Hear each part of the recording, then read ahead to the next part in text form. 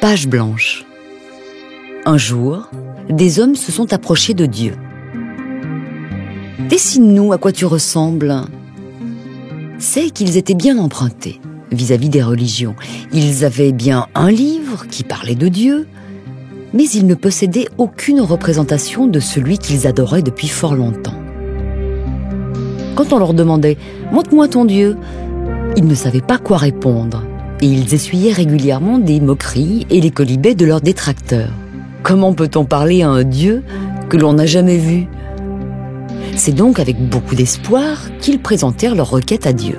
Hélas, malgré toutes leurs supplications, ce dernier leur retourna la feuille blanche qu'il lui avait fait parvenir, avec la mention suivante.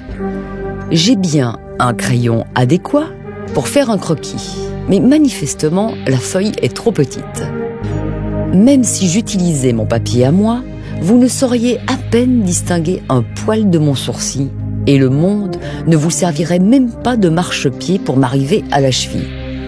Ce n'est donc pas un manque de volonté de ma part. Je préfère continuer à vous parler sans me montrer. Ma voix, je peux la moduler, la rendre aussi douce qu'un souffle d'air. Je ne risque donc pas de vous effrayer. Mais moi, je ne veux pas me réduire. Que feriez-vous d'une miniature de Dieu ? Gardez donc cette feuille blanche affichée dans votre lieu de culte, en souvenir d'un Dieu qu'on ne peut contenir dans un espace matériel. Et dites à vos détracteurs que c'est moi qui ris de leur Dieu, si pauvre, si insignifiant, qu'il leur faut une feuille de papier pour exister. En réalité, je vous donne page blanche pour que vous puissiez exister. Et voici le texte de la Bible qui correspond à cette histoire. À qui comparerez-vous Dieu ? Et comment le représenterez-vous ? Une idole moulée ? Un artisan la fond ? L'orfèvre la recouvre d'un fin plaquage d'or ? Et pour l'orner, il coule des chaînettes d'argent. Celui qui est trop pauvre pour une telle offrande choisit un bois qui ne pourrisse pas. Puis il s'en va chercher un artisan habile pour faire une statue qui ne vacille pas.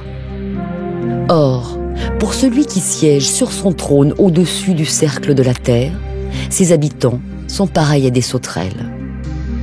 Livre d'Ésaïe, chapitre 40, versets 18 à 20 et verset 22.